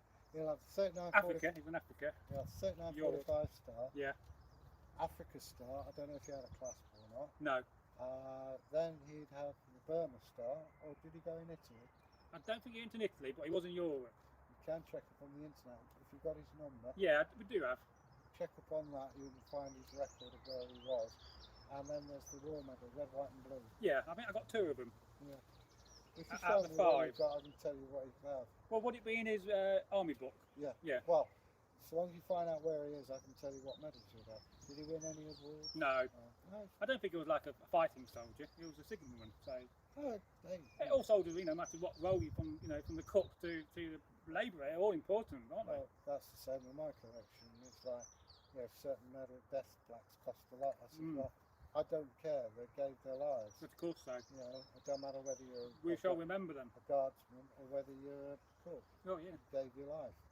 You can't ask any more of a person No. than that. But yeah, I mean, my uncle John, he was Western Desert. He was 3945 star, Africa star, first army class, Italy star, 3945 medal. Oh yeah, we've been off on a tangent then. What about Vikings? Would they have issued some sort? What was their equivalent of a medal? Would there have been one? Probably not. Go to a nunnery, making the nuns and stealing the silver. Basically, they didn't have it. No. It was word fame. Yes. That's what they were about. They were the nearest they got the medals was taking Saxon coinage, and 9/10 of that was melted down. But the amount of English coins found in Scandinavia is really incredible. Well, another weird thing is the dirhams, the Arab Yes. dirham. I had one on a. I've got an original one upstairs. I had one on a song. Yeah. And I lent it to Helen and I never got it back. That's a thong as in a leather cord, not as a Yeah. thong. I keep quiet about that. Yes. But no, she was my girlfriend. I'm going to buy one of those boat bikinis one day. Mankini. Mankini. It's basically a posing pouch and thong, isn't it? Yeah. Just get something down there stuffed. Now, if going back to marriage again, I know we do on these random live streams, we do talk about some random things. One day we're going to be really organised one day. Yeah, put my specs on. Yes, you can put your specs on if you want. Don't want to walk out and forget them. Yes. If we was back in the dark ages, would we be married? What? Because let's face it, dating and marriage in the modern world is a Sorry, nightmare. I thought you meant me and you. I thought. No, not us. I I'm think very flattered, but no, thank you. no, not us. Yeah. Yeah. But would we have been married in the dark ages? They Because would let's face it, we're both single men in this modern world we live in. You would have been handfasted. Yes. Now, imagine you've got a rich daughter. Yes. I have a rich son. Dossier in Anglo-Saxon. And you and I would discuss price, a Yeah. client price. And I would have to pay you blood price for. So how does it start? So there's me. You and me will go down the middle. Yeah. Say, look, I fancy your daughter. Let's call her Athelflaed. And you'd say, well, look, you're wealthy. Now you would give certainly Morgan Garbage for Yes. the morning gift. Morning gift. Yes. You'd give her, I don't know, argument's sake, 200 silver pennies, which is a lot. Lot. Yeah. Now, you then get handfasted. In pagan times, it would have been the father doing it. So what is hand fasting? But explain that to camera. Where you hold hands and ceremony's done. Eventually, the Christians came and they stand outside the church talking about, doing the part. Eventually, you go in the church and the church took over. Now, divorce was easy enough as well.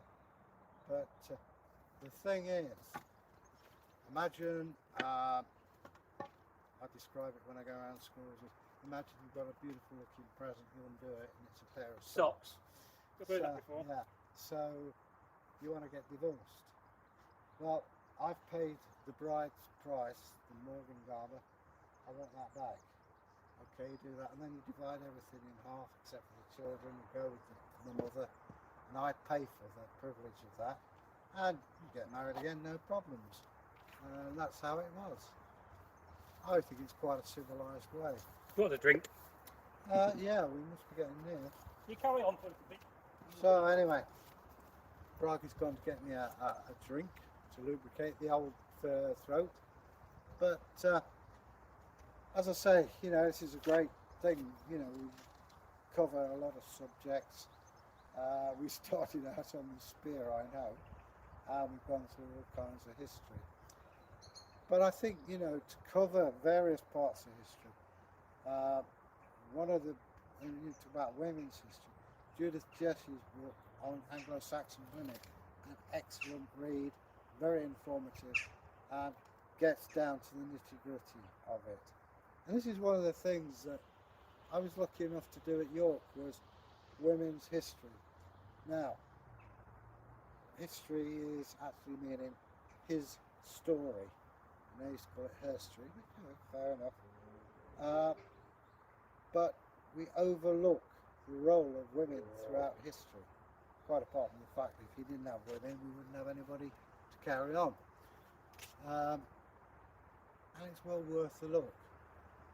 You know, it was once said, a man who doesn't know from whence he came will remain a child, and it's the same with women. If you don't know where you're from, how are you going to get further? And it's Suetonius who said it, I remember just in time. But it's the truth of it, you know, and it's interesting to look at various points in history. I mean, we talk about the Romans being so civilized. Well, technically, you could kill your wife for drinking wine. Weird. You know, whereas the so-called barbarian British women had, I won't say equality, equality is a dangerous word. In as much, are we ever equal? I don't think so. Maybe you'd like to tell us what you think. But to me, we each have separate roles, and yes, they change from time to time. But equality? No, I don't know. Even today, we still get pay disputes. You know, and it's still traditional. Husband comes home from work, where's my dinner? Or who's done me washing? You know, and I'm not saying that's the norm. It's certainly improved, but you know, by and large, it's the women who look after the children. It's the women who have to bear them. It's the women who have to wipe the backsides of the children mostly. And you know, it's things like, oh, she's only a housewife. Excuse me, it's a very involved job. You know, you do a day's work, you come home. Well, your wife has done a whole day's work and it hasn't finished yet, not till you go to bed. I get a bit hot under the collar because I think women get our own due. But at the same time, you know, oh, thank you, very glad. Don't know what flavour this is, but here's to you out there. Stay safe. Oh, that's a bit alcoholic, isn't it? Well, one of them's going to be full of rum and one of them's not. Who are you, man? I'll just be speaking about the role of women. Because it's quite interesting that the rum ration only stopped in the 1970s. I remember it. There was a big hoo-ha about it. I thought it was a bit bad. And it's amazing that in the Navy, they used to give you 8 pints of beer a day. Was it 8, I think, or 10? Well, talking of the rum ration, my brother was in the Merchant Navy. Yes. He brought back a bottle of rum, Navy issue rum called 4 Bells. By God, it could strip paint off because they water it down. And it's that strong. One of these is filled with rum and one's not. So I hope I got that one. I think I've got it. No, I think I got it. Taste. No, it's alright. This one's got it. Is it Bacardi? No, just generic rum. Not Bacardi. I've got some rum. I'll tell you the truth. I bought some very cheap rum about 5 years ago. Yeah. I took it out of the bottle into a decanter. Yeah, this is from a decanter. Yeah. Prince Charles. And it so improves it by leaving it where the air can get to it. I had a bottle of it, but a certain Mr. F, who runs Derby Jail, drank most of it, but it's too rich. Yeah, hello, Richard Felix. Yeah. We'll have to try to get him on camera one day, won't we? He's ensconced to his farm. Apparently he's not growing his own anymore. Not doing what? He's not black-headed anymore. Oh, it's gone grey. Yeah, or white. Might be all the ghosts he's seen. Oh, That was run out there, die. Richard was a great guy. He was Just who he is. Richard Felix was my officer. He runs Derby Ghost Walks. And he appears on television. Most Haunted, he was on that. Well, he left that and he was in various other historical programs. Derek O'Cora. Because he passed away, hasn't he? Yeah. Well, I knew Richard as Captain Felix when I was a mere private. He was well thought of. Private Eggle. Yeah. And Crouch Stand is a very special site for the Lake Worcesters and Sherwood Foresters. It's a memorial to all the guys who died and to General Smith Dorian, who was a forester. I have to go there for a day and go around the Crouch Tram Museum. Oh, I've been there. I know the guy who runs it. Have you been to the memorial down in Staffordshire? No. I've not Well, been to anyway, that. by the by. I was there and Richard, he was banner bearer, which was, they took the youngest and most promising subalterns, second lieutenants, and they could carry the standard. Well, Richard was one of them, standard bearer that is, and he came back and he borrowed a sword which had gone through 2 world wars, and as he was walking along he disappeared down an open sewer. The net result was his trousers had split from the bottom to the top, and this sword had bent like a fish hook. It's the first time I've seen an officer near to tears, because Richard tried to straighten it, snapped it. Now though it had gone through the First World War, the ravages of the Nazi Africa Corps, 10 minutes with Richard, it's gone. I mean, it wasn't his fault, it's an accident. Accidents do happen. Yeah, but I remember that as clear as day. What are your thoughts on Rommel? Taking a random subject here. Rommel, Good or bad commander? an excellent commander. Yeah, I'll give that. Dodgy loyalty in my view, because when things were going well, he supported Hitler. Yes. He never was a member of the Nazi Party. Right. But he did all right. He started off as a lieutenant colonel and finished up as boss man, field marshal. However, look at the times he was away. When he was away, allegedly, with his wife, Montgomery came through at Alamein. Okay, he then got out there and was in Normandy. So he went home to celebrate his wife's birthday. Coincidentally, that's exactly when the Allies attacked. Now, I'm not saying he did it deliberately, but it seems a wee bit odd, do you not think? I'm going to see what that is. Yeah. But I don't know, but it does seem coincidental. And when things went wrong, I don't know how involved he was in the July plot, but it's a pity it failed, but there you go. So I'm just going to have a quick drink while I'm drying up here. So Bragi's going to go to visit the front door. Wow. It's got like a microphone, you can pick it up, I never heard it. But then again, I'm old. But yeah. So as I say, basically it's a beautiful day here in Bragi's garden. It goes on a lot further. But no, I'd like to hear from people what your opinions are. It'd be nice to hear from you, and we can react on whatever you come out with. I know we tend to ramble on, and I have rambled on quite a lot, but hey, that's show business, baby. It's jolly nice and civilised sitting out Little here. bit. It's not bad out here, is it? No. This is a bit of a new filming area. You've got a pond behind you. Yeah, it's a new technically. Of course, last time we filmed here, we had a duck on the pond. Quackers. Have we got any more comments? I'll have a look in a minute. I'll put that video out, that video about hunting. Yeah. Quite well. Well, as I say, I've been asking the people out there in TV land for any comments or any ideas they've got. I was talking about Rommel, the desert fox. Yes. Uh, I've got some books on Rommel, yeah, including the body he wrote on tactics. he was actually amazing. In the First War, he won the Paulie Merrick, the Blue Max. Oh, right. Yeah, I've heard of that. When he was in Italy. Killed quite a few guys, but people surrendered to him in masses.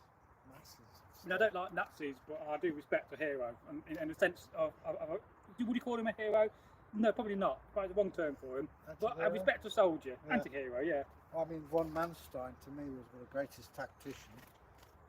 Yes, he was an ardent Nazi at the time, most Germans were, and he actually retreated when they were on the retreat from Russia, managed to circle around and win a victory.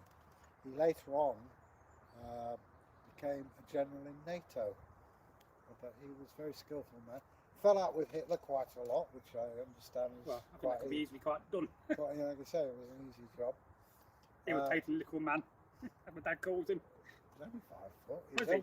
If you go to the Wax Museum in London, you'll find how small. I tell you, it's a weird thing. Napoleon, Yeah, very he was small. Hitler, very small. Stalin, very small. Actually, Napoleon was a lot taller than what people think. Yeah. And also, Stalin was very small. Mussolini wasn't what you'd call lanky. I mean, Napoleon here was a great commander, in my opinion. When you think about it, in the Second World War, this is some of the shit. Roosevelt liked his drink. Yeah. Churchill couldn't function really without a drink. Hitler was on more drugs than San Francisco hippies in the 60s. Yeah, man. Mussolini was, Just rubbish. well, he just didn't care. He lost interest in it. Mussolini was all about himself, wasn't he? Well, you think about all these people and they're running a war and you think, my God, no wonder there's so many people died. But, yeah. We don't really look at Italians the same way we look at Germans, do we? Well, because they're split sides. Yeah. And, the Italians are not what you would call, well, no, that's unfair. They are. The Italian partisans were red hot. Yes. And I think what it was, they just didn't want to fight. No. They fought in the First World War and lost so many men. Then they were offered hope by Mussolini. He let them down badly. And, you know, I've been to Italy, trust me. Lovely place. Oh, yeah. I went to the cholera epidemic. So I went to go see the Colosseum, which was closed. Epidemic. What's the difference between epidemic and a pandemic? Well, it was small. We've got cholera going. It's not unlike COVID. But I tell you what was a lovely place, was the Romagna, where the Tower of Pisa was. Because one thing I really missed, and it really played with me, everywhere was brown. And we went to the Romagna and it was green. It could have been England. And there was this tower leaning. Oh, my I've soul. not seen that. It's amazing. I never went up it. No. Well, like northern Italy, Lake Garda and the Northern Lakes, and Sorrento. It's a lovely place. I never went out far because shortly after I had an epileptic fit, and I had to come back home. I've been trying to figure out whether my dad could go to Benidorm for a week. Well, I don't know. Will he get on a plane? Insurance. Right, well, I could do with a holiday. Not this year though. Yeah, I was going to say I wouldn't bother this year. Go to England somewhere. Go to Scotland. Scotland's alright, Yeah. what I saw of it. I mean, Wonderful place. some pretty women in Scotland. Some lovely trees in Scotland. Scotch Ice pine. cream, the ice cream in it is fantastic. Yeah, advertising. Go to Farm Foods and their ice cream is Scottish and it's just the same. Creamy. There used to be an Italian ice cream maker in Belford called Mick Mazza. Alright. He was a prisoner of war who stayed on. He married a lass called Mary, and the ice cream was gorgeous. They're dead now, bless them. And I found this ice cream from Scotland, and you think there's a lot of Italians in Scotland, and it's just the same. You really got to try it, man. It's gorgeous. We've got some Scottish blood in our family, so Yeah. here's to the Scots. Okay. I'm actually a member. I was made an honorary member by Rob. Yes, of it can. the Napier clan. Sans Tash is without stain. I mean, how do you think Culloden affected Scotland? Massively, didn't it? Really? Well, the delicious irony is my ancestors would probably have fought on the British side, Mm. but it was more a clan thing. Yeah, it can be. So I've got Ice Cube on me too. But I mean, it was reprehensible how they treated the clans after Culloden. Well, it definitely changed the way of life and forever. Well, they slaughtered them, didn't they? Right, we are going to end this in a minute. We've got nobody watching, so we'll start winding up. Is there anything else you want to talk about before we finish this live stream in 10 minutes? There's nothing me much up even talk. We was only meant to do it for 30 minutes. I lied on the title description. Sorry. Must be at least an hour. One day we'll come out and we'll do like a 6-hour live stream. What do you reckon? We'll have plenty of water. Well, we'll get a bucket of ice and some champagne and go. Yeah. Very good. So that is the good stuff. Very good champagne. Yeah. Tesco's. No, why is it cheap? Inexpensive. No, I don't do inexpensive champagne. Well, I like Bollinger. Yeah. I'm I'm not a massive fan. My pal Anthony bought a crate of it. Yeah. And I remember sharing a bottle with Helen. If you're out there, Helen, give us a tinkle. I don't think you should be watching. I doubt it, no. He said I doubt it there. Notice I say nothing else. Look at that. Hoverflies they are. Yeah. But you know, it makes you think how would your ancestors seen insects, you know? Would they welcome them into your house or I noticed them. There's too many mice and spiders. you know, if a fly landed in your soup, in your broth, or you know, yeah, you probably would do. Interesting thing though, in the Saxon times and Viking times, probably right through to about 19th century, if you found a spider and you cut yourself, you get the web and put it on, Yes, stop the bleeding. I've heard. The thing that surprises people, you know, the first war you got wounded, Yeah. you got a thing called gas gangrene. Yes. The way they stopped that was to pack it with maggots. You would eat the pus and they excrete an antiseptic. And my late Aunt Lily was doing that in the Second World War. I saw Michael Palin the other day. He was, I don't know, well, I didn't see him personally, Eggle. I don't actually know Michael Palin from, you know, the infamous comedian. But he was in Estonia and he was having leeches put on him as a treatment. They do it today. Oh, did it? Did it? You know, it was, I think, filmed a few years ago. I think it's one of the more modern series he's done. But, well, you know when rugby players get cauliflower ears? yeah. They put a leech on it. And it doesn't stop it, but it helps to reduce it. I watched a very good film the other day. It was a boxing film called The Contender. Very good film. Was that with Marlon Brando? No, it was a more modern film with this legendary boxing coach called, I can't remember his full name, but his first name's Mick. He's passed away now, rest in peace to him. Lovely film, really good, really good. Look at the camera. Yeah, look at the camera. But I never really understand what the cut man is in boxing. Because when they get swelled face, they cut themselves. What is all that about? Do you understand that? Yeah, because it swells up and blinds them. Yeah. So you slash it with a razor blade. Yeah. And you can see better. It's really, it's They just, put Vaseline on it as well. yeah, it's just so strange, isn't it? You think, you know, you get injured, they're going to cut somebody to reduce that injury. There's no way I could be a boxer. I mean, it's funny you should talk about boxing. I was watching not a history channel. I was watching about Joe Louis. Yeah. And this guy, you see the pictures of him, he's got muscles and he's spit, he's amazing. And he beat every single person there, but I mean, this was a time when racism was rampant. And this guy, I'll tell you, he was some guy. He married a white woman, which was amazing. But nobody could really beat him. And it was the authorities who were persecuting him because no other reason, he was black. So wrong, isn't it? And in the end, he, you know, poor guy, he hadn't got a penny to his name. Well, a lot of these famous people, like, you know, end up in poverty. But he's still got his dignity. Yes. But you can never take that away from a person, can you?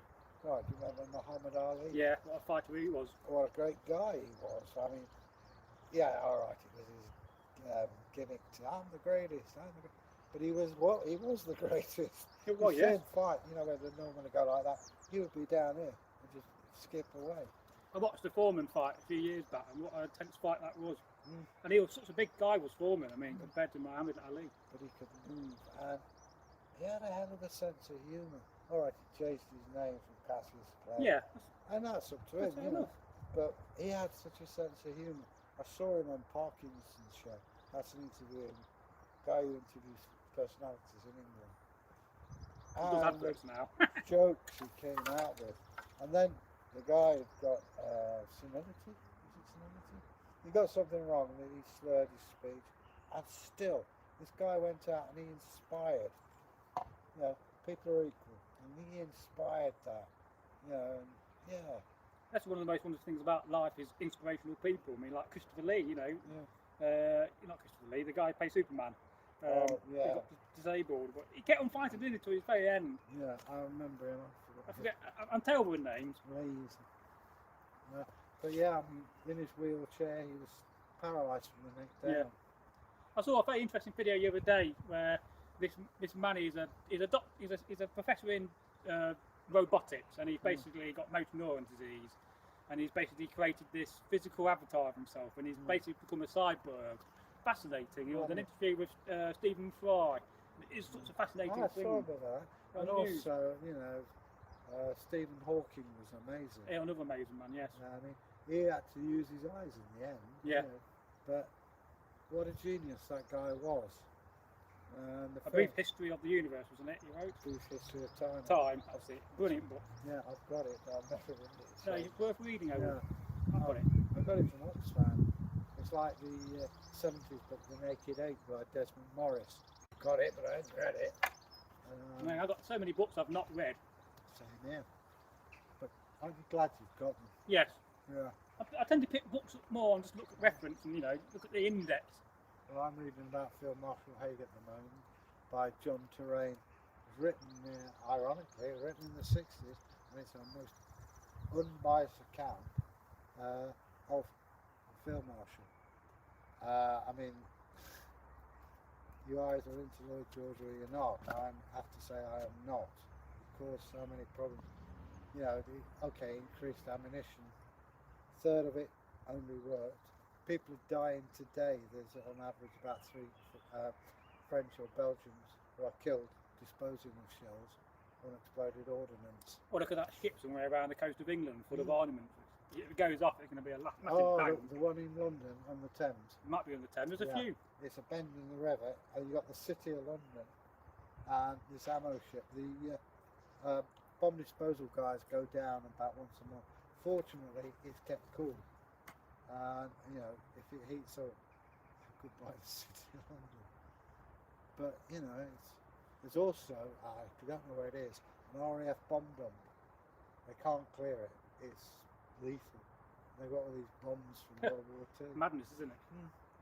Well, you know, I mean, there was an ammo ship went up in Canada, and the village disappeared. You know, people were evaporated. It was that bad, and that was just one ammo ship. But yeah, you know. Did you change your name to Egil Thorson? Random question here. We're going to get panned here. You could call me Simon. That's my Christian name.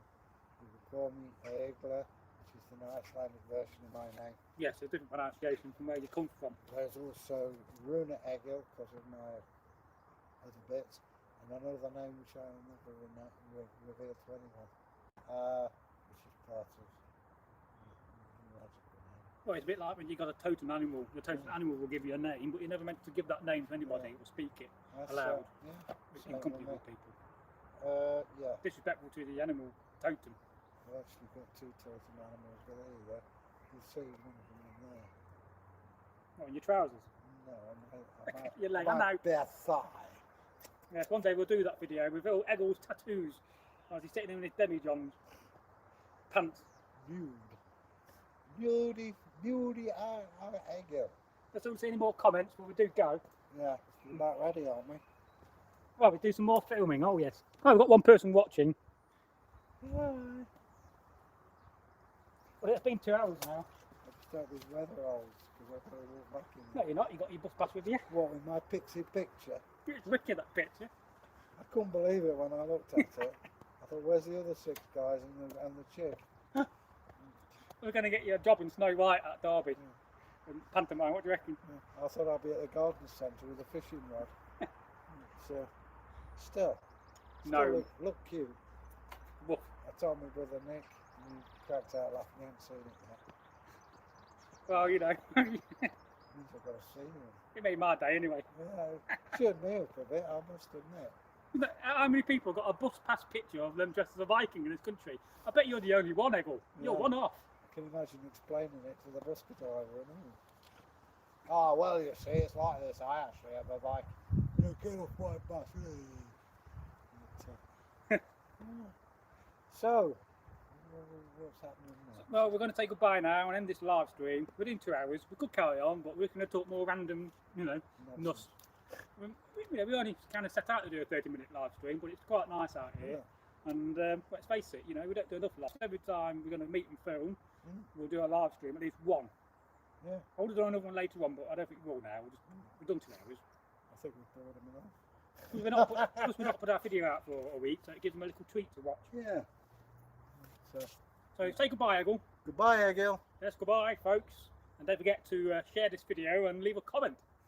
And if you've got any ideas what we've been speaking in or rambling on about, let us know. Yes, if you've got any ideas for future live streams, so we can kind of set an idea, we're more happy to do that. We'll start off with it. Yeah. But I can guarantee it'll wave away. We'll always go off on a tangent. Yeah.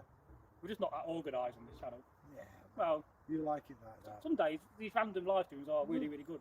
No, it doesn't seem like 2 hours. No, it don't. It's fun. How many jobs do you get to do which are fun like well, this? Talking about me, you see. I'm an actor. Well, yeah. not actually. We're going to get you one of those mirrors in your house with a picture of you framed with lights. Yeah. And it'll have a little curtain on it. Well, it'll make a change from looking like a pixie, isn't it? Well, one day we'll have a plaque outside your house, a blue plaque. Yeah. Egil Thornton once lived here. Posing as a pixie. You'll be infamous in Derby history. Partly famous. I can't remember who it was. People remember me. Yeah, well, you got one of those faces. I went to York and people said, do you know everybody? And somebody in New York went, hi, all right, mate. I said, well, that's answered your question. But, couldn't have timed it better. Yeah, but when the channel does go viral, you're going to have to get some kind of a fake look for Derby, because you're going to go around and everybody's going to recognise you. I love it. Especially when we start doing more and more of this local content, because there's not a lot of content on Derby. There's a few very good videos that talk about the history or show you old photographs. Famous people of Derby. But nobody's making content specifically about Derby history. Well, the famous people. Oh yeah, there's so many of them. Frank Whittle. Yeah. I mean, also, if you listen to Radio 4, there's a silent disc, Roland Binge. Camera. Roland Binge. He wrote that and Tudor Serenade. Is that still going? Well, that's how it is. Yeah, it's my Sunday treat. I don't listen to Radio 4. I lay in bed and listen to that. It's my one day of luxury. I get my radio out on the table. Normally I'll be doing gardening now. I've been doing a lot of gardening, Egil. And I listen to Radio 1 at the moment, getting back into that. I mean, I don't understand a lot of what the people are these days, because back in the day when I listened to Radio 1, it was all Scott Mills and Chris Miles. We've finished, haven't we? Yeah, we're going now. Goodbye. Bye. Oh, I'll tell you what's been bugging me. That spear has the end dropped off it. We're still live, so hang on. Bye.